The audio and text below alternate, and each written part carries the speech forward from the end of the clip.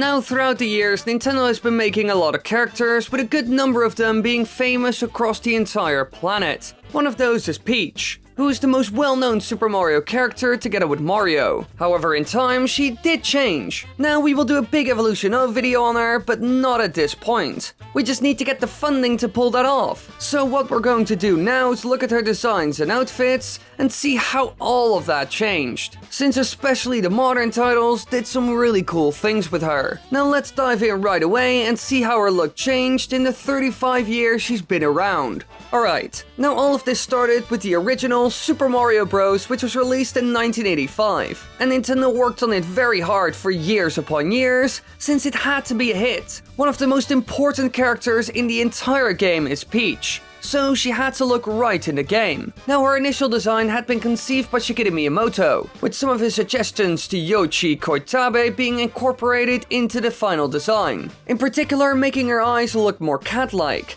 Before Kotabe conceived Peach's finalized character design, a couple of prototype designs were created for the character. One such design, seen on the Super Mario Bros. Japanese box art, depicts her with a long-sleeve dress, no gloves, strawberry blonde hair, and crown jewels with no distinct colorations. Another prototype, seen in a 1987 Japanese strategy guide How to Win at Super Mario Bros., portrays her as a toad rather than as a human, having a mushroom cap instead of natural hair, plus a simple tiara and a gown reminiscent of Aurora from Disney's Sleeping Beauty, who she somewhat currently resembles even. So in the end, she went through some design changes before she ended up in the game, having a more conventional look. Peach could have also been more like Peachette, for example, looking humanoid but also toad-like in a way. However, in the end, she looks a bit like Mario, but a girl of course, wearing a white and red dress, looking like a typical princess. And this stuff was important to them. They even did something really strange in the manual just to make people curious. Because in the Japanese instruction manuals for both the Famicom and NES versions of the game, they hid her sprite behind a question mark in order to keep her identity a surprise for players, as a way to motivate them into completing the game. So clearly they cared about it a lot, and all of it played quite a big role in the end, which most of us would never really expect. So now they had her design down, right? It would be the same for many years to come, right? Well, not really. She still looked different compared to now. While she looked like this in the very first game Nintendo ever released, in the later games her dress was a completely different color, becoming more girly by making it pink. This was seen in games like Super Mario Bros. 2. However, her signature look wasn't there yet. But when Super Mario World came out in 1990, they finally nailed it. And the way she looked in that game would be replicated in almost every other title that would come after. Here she's depicted as a blonde in the video game artwork,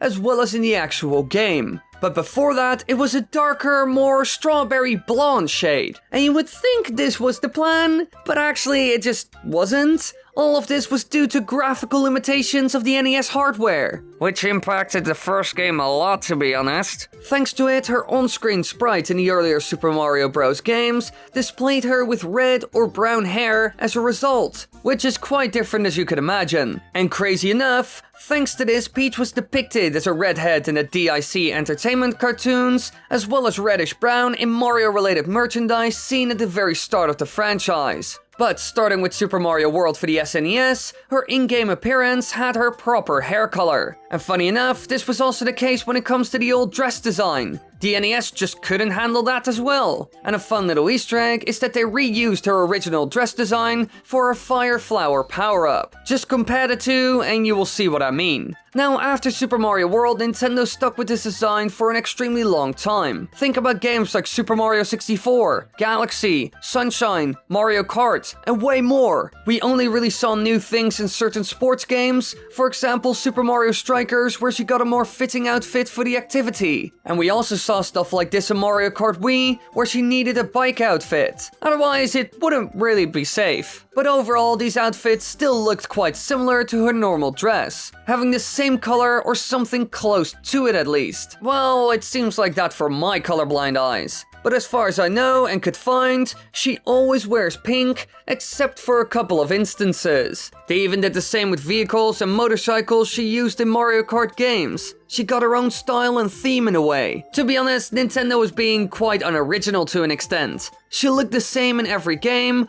or at least wore similar clothes. Even the main series didn't bother showing her off in new and interesting ways. It was quite shocking that the spin-off games were the most interesting when it comes to that. Although I gotta mention, we did see her in a cat form, which still followed the pink color code, but at least looked drastically different from her normal clothing. And I mean, the same happened with all the other power-ups, but it's still not very original or new. So the modern games didn't really introduce something new. However, there's actually an incredibly new game that did experiment with her a lot. I'm of course talking about the most recent entry into the main series 3D titles, Super Mario Odyssey for the Nintendo Switch. And I will be honest, this game kind of inspired this whole video, because in that title they did some really cool things with her look. In this game, she once again takes her signature role as the damsel in distress, since Bowser makes an attempt to marry her. So of course she gets kidnapped and Mario has to go all over the world together with his new companion Cappy in order to find her. And from the start you can see large billboards and posters advertising the marriage throughout the different kingdoms in the game. And because of this new story, our lovely princess is wearing a completely new outfit with a tiara instead of her usual crown and a beautiful white dress, looking sort of similar to her normal dress, but for sure different enough to mention it. Wearing something that looks like a combination of a classic Disney princess and a wedding dress. However, this isn't where it ends, because this game has quite an interesting theme: travel. So of course, clothing plays a big role in this. Mario has a million outfits he can collect in this game. And of course, Peach also got a lot of new ones. After you freed her, she returns back home. However, the game doesn't end there, because Super Mario Odyssey has quite a lengthy post-game. And during this time, Peach packs up her things and decides she wants to explore the various kingdoms on her own terms with Tiara, Cappy's sister, and so she can be encountered in the various worlds where she provides Mario with the relevant Power Moon when talked with. And after giving Mario the Power Moon, she then makes a brief comment that hints at her next destination. So there's a reward tied to finding her. You get a Power Moon for doing it after all. But there's actually more to it, because a part of the fun is also seeing her in these new outfits standing at the most crazy locations of the game. In a way, it's similar to what Nintendo did in the first game, keeping her look a secret so people would need to find her. And this time around, there's also an added bonus in the form of a Power Moon. And to be honest, I absolutely love this. It certainly makes looking for her more interesting. Now let's go over her outfits one by one to see what inspired them. Now she wears a grey peacoat and black beret in the Cap Kingdom, Snow Kingdom and Moon Kingdom, which seems to take inspiration from the French fashion in a way, and also fits very well with the black and white color schemes of those kingdoms. The next one we see is the Explorer outfit, which you can see in the Cascade Kingdom, Wooded Kingdom and Lost Kingdom, which seems to take a lot of inspiration from pop culture, mostly movies like Indiana Jones, as well as old explorers from the 19th and 20th century who went to places like Africa, which I personally like a lot.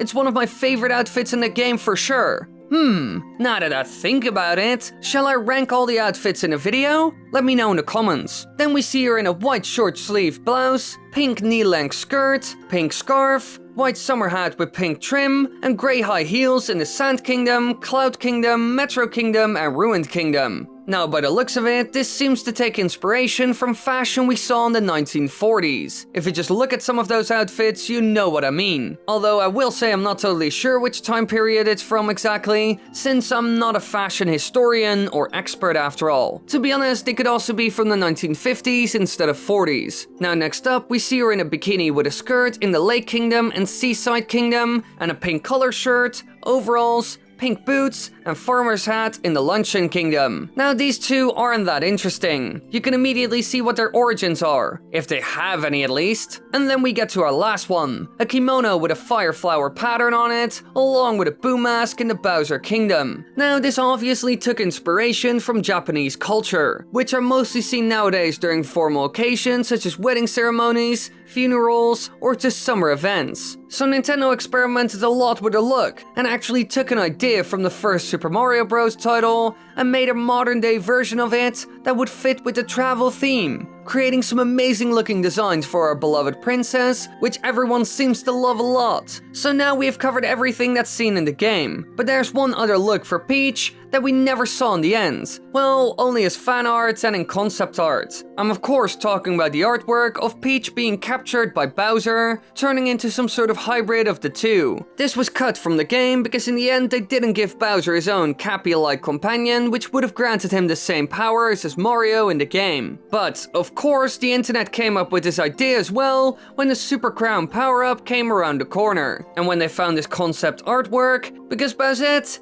is quite disturbing to say the least.